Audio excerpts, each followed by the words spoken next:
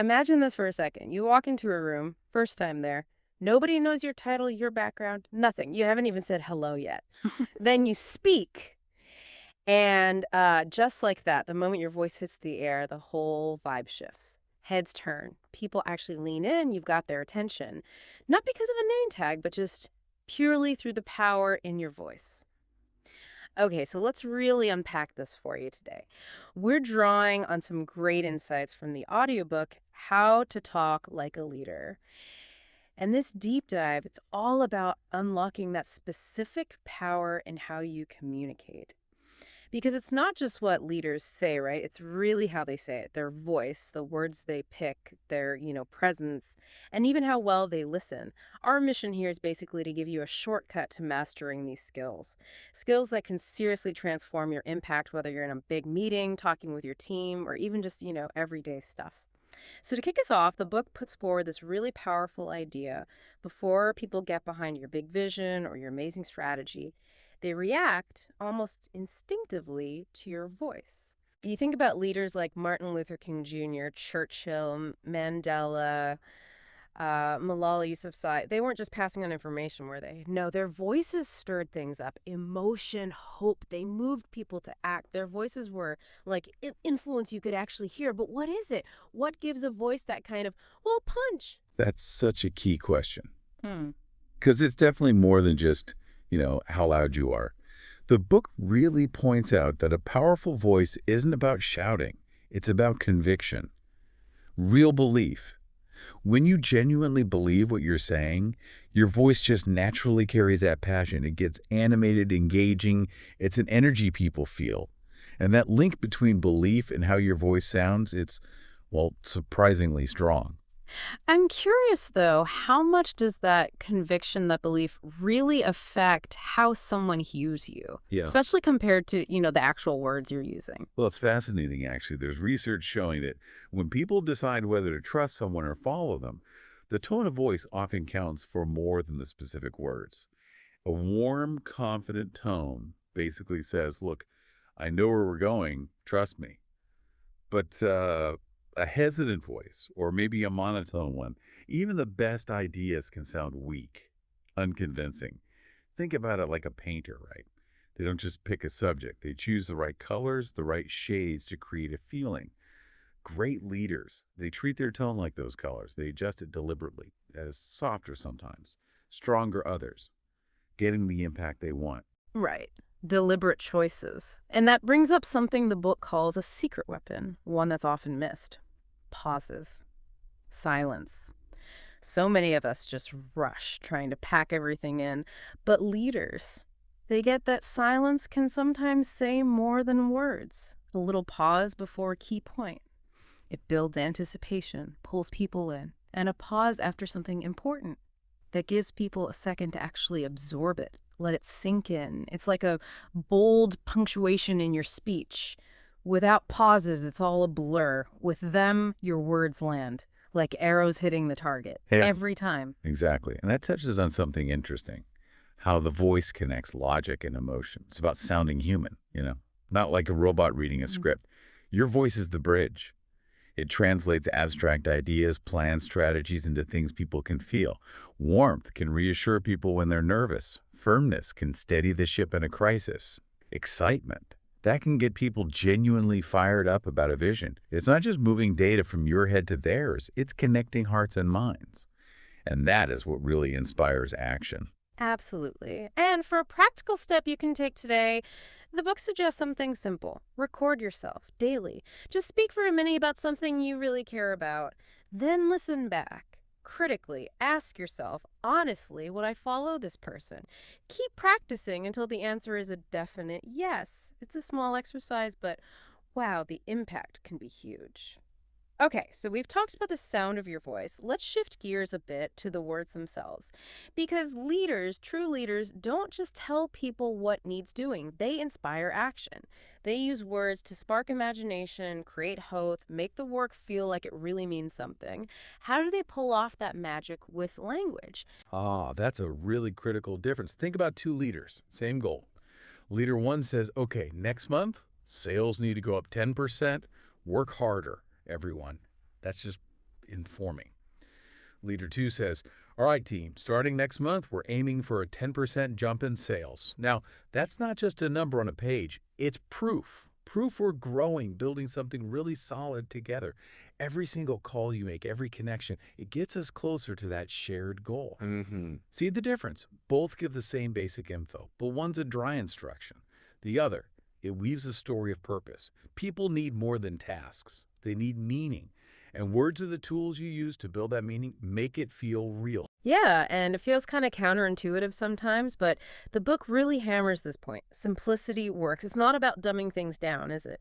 It's about stripping away the jargon, the complexity, and getting to the core message, making it clear, resonant. Think about JFK. Ask not what your country can do for you. Ask what you can do for your country. Simple words, unbelievably powerful message. So why do so many smart leaders still fall into that trap, using complex language when simple stuff is just better? That's a really sharp observation. Often, really intelligent people think complex language sounds smarter, more authoritative. Sure. But actually, it often just creates distance, confusion. People tune out. The reality is it takes more skill, more effort to explain a complex idea simply than to just throw jargon around. The book makes it clear. True clarity shows mastery. It's not oversimplification. Your goal isn't just to sound smart. It's to be understood. And more than that, to be remembered and to inspire action. And speaking of memorable, the book highlights storytelling. We might forget facts pretty quickly, but stories, they stick with us, don't they? Oh, absolutely. Facts tell, stories sell. Or, maybe better put, stories stick. People don't recall lists of data points weeks later, but they remember narratives, stories that made them feel something. When you tell a story, you're inviting your audience in, letting them see themselves in it, making them part of something bigger. That's why the big gas leaders weave stories into their talks, stories of struggle, success, maybe future possibilities. A leader using stories connects head and heart in a way numbers just can't. It builds a much, much deeper bond. And metaphors help paint those pictures, make them vivid. Like when Churchill talked about fighting on the beaches, on the landing grounds, he wasn't giving a tactical briefing. He was painting this incredibly powerful image of resilience, right? Metaphors turn abstract concepts, resilience, growth, change, into things people can almost see and touch.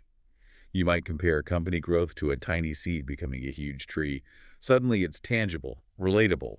So yeah, if your voice is the vehicle, then your words are the passengers. If the passengers are dull, nobody remembers the ride. But if your words carry vision, hope, meaning, people won't forget that journey. Okay, let's shift again to something that happens even before you say a word, your presence. This is where things get really interesting, I think. The book talks about that 7 seconds rule for first impressions, which means basically your body language is doing a lot of the talking long before your voice even kicks in. What's that unspoken stuff communicating? It's actually quite profound. Presence isn't about being the loudest person in the room or the most glamorous. It's quieter than that.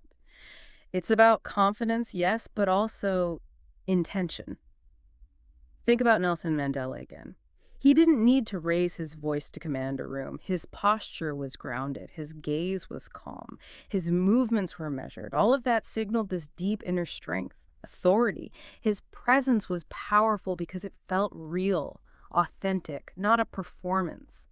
It's radiating conviction from the inside out, and people pick up on that, even subconsciously. And the book kind of breaks it down into 3 core things. Your posture, standing straight, shoulders back, feet planted. It just radiates stability, capability. Then eye contact. Not staring people down, obviously, and not nervously darting around, but a steady, connecting gaze. It says, I see you. You can trust me. And the third one, stillness. Nervous fidgeting, it totally undermines you. But stillness, it shows calm, control, command. Put those 3 together, and you're projecting authority before you even open your mouth. And this connects back to pausing, actually, but in a physical way. A leader often doesn't just jump right into speaking. They take a moment, a deliberate pause, maybe a breath, then they start. That physical pause. It's like opening a door slowly and respectfully instead of just bursting in. It signals, okay, pay attention. This is important. It builds anticipation. Respect. And this isn't just for physical rooms anymore, right? It's so relevant for all the virtual stuff we do. How are you showing up on that video call? Are you prepared? Camera on, sitting up straight, engaged? Or are you kind of slumped, eyes wandering, voice flat? Leadership presence works across platforms, stage or screen. That intentional presence, it sets the tone, commands respect. Oh, and a quick practical tip from the book. Try a power pose reset before your next big meeting or call. Seriously, just stand for 2 minutes in a strong stance, feet apart, shoulders open. Sounds a bit weird maybe, but studies suggest it can actually boost your confidence, even change your hormones a bit. All right, now here's a twist. A paradox, really, that many people just don't get. The best leaders. Often, they are the best listeners. Seems counterintuitive, doesn't it? We think leadership is about talking, directing, but this isn't just passively hearing. It's an active skill, intentional. Why is listening so critical for leaders, especially for, smart people who probably think they listen okay already? That's a great framing because everyone hears right. But real leadership listening, it's way deeper. Leaders who truly listen don't just get information, they get trust. They uncover problems nobody's talking about. They find hidden gems, ideas. They connect deeply. The big hurdle for many leaders is thinking they need to have all the answers, do all the talking. But a leader who only talks, no matter how smart they sound, they miss the real heartbeat of your team, their organization. They develop blind spots. Good ideas never reach them. And honestly, a leader who's out of touch, they're leading on borrowed time. The book talks about 3 levels of listening. Only one really builds leadership, apparently. The weakest is listening to reply. That's when you're basically just waiting for them to stop talking so you can jump in with your point. Preparing your counter-argument, better is listening to understand. You're focusing on the words, what they literally mean. That's okay. But the top level, where real leaders operate, that's listening to connect. That means listening not just for words, but for the emotions behind the words, the tone, what's not being said. That makes the other person feel truly seen, heard, valued. And that builds incredible loyalty. Absolutely. If you look at the bigger picture, listening like that is just a profound way to show respect. When you actually let someone finish their thought without cutting them off. When you resist that urge to interrupt. When you acknowledge their point properly, you're sending a powerful message, unspoken mostly. You matter. Your perspective is important. And when people feel they matter, they give you their best. They go the extra mile. It unlocks so much potential. And great leaders don't just listen passively. They ask really good questions, questions that open doors, not shut them down. Instead of a closed question like, are you okay with this plan? They might ask, how do you really feel about this plan? Big difference. Or instead of any ideas, maybe, if you were running this, what would you do? Exactly. Those kinds of questions show trust. They turn monologues into dialogues, into real collaboration. And again, silence plays a role here too. Just allowing some space after someone speaks can be powerful. Lets important things surface. Practical tips. The book mentions things like paraphrasing back.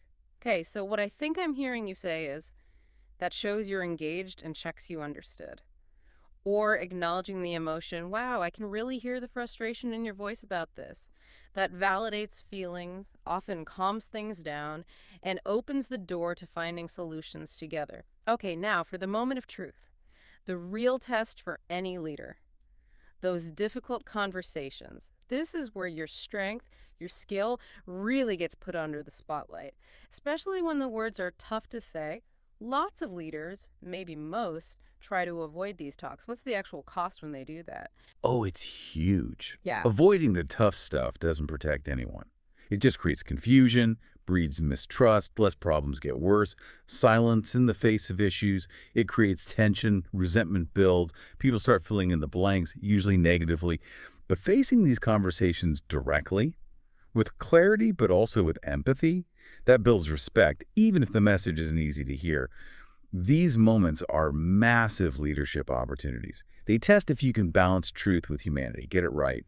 and you actually strengthen relationships long term. And the book points out three big mistakes leaders often make here, pitfalls. First is avoidance, just hoping the problem magically fixes itself. Spoiler, it never does.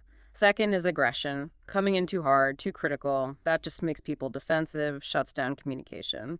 And third is ambiguity, trying to soften the blow so much that nobody's actually sure what the real message was. Yeah. Dancing around the issue. Right. And each of those, the book argues, just erodes trust bit by bit, makes the next difficult conversation even harder. It's a downward spiral. So how do good leaders handle it? They tend to use a clear four-step approach, a framework. Step 1, prepare with clarity. Before you even start the conversation, know exactly what your core message is. Be crystal clear in your own mind. Step 2, start with empathy. Acknowledge the other person first, their feelings, their effort, their value, before the tough part. Step 3, deliver the truth. Say what needs to be said, directly, clearly, without sugarcoating. Real respect demands honesty. And step 4, crucially, offer a path forward. Don't just drop the bomb and leave. Talk about solutions, next steps, support. Turn it constructive. That's a really clear framework. Can you give us an example? Make it concrete. Sure. Imagine someone's performance isn't up to par. Instead of the blunt, "You're underperforming, this has to stop," a leader using the framework might say something like, "Look, I really value the effort I see you putting in, and I know you care about doing good work." That's the empathy. However, the results we're seeing right now aren't meeting the expectations we've set, and that's something we need to address directly. That's the clear truth. So let's talk honestly about what support you might need from my end and what specific changes we can make together to help you get back on track and succeed here. That's the path forward. Wow. Yeah. The difference is huge, isn't it? Huge.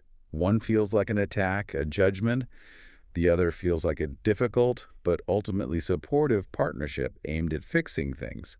It's leading with care even when the message is tough. And that takes real courage, doesn't it, to actually do that? It absolutely does. Courage to confront the issue, yes.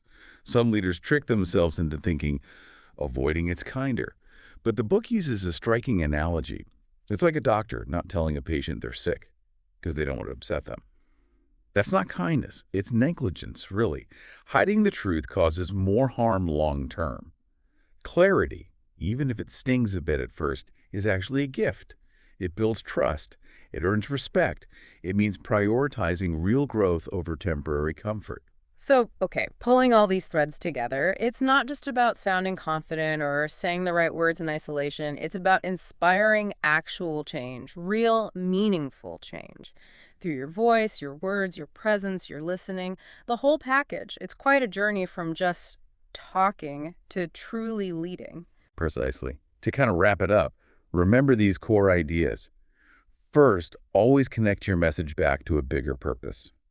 People don't follow plans. They follow a why. Give that why a voice. Make it resonate. Second, deliver it like a human being.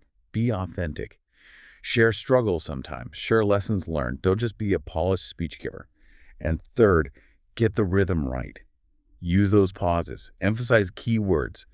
Close with conviction, leaving no doubt about where things are headed. It's when all those things come together, that's when you truly inspire people and make a lasting impact.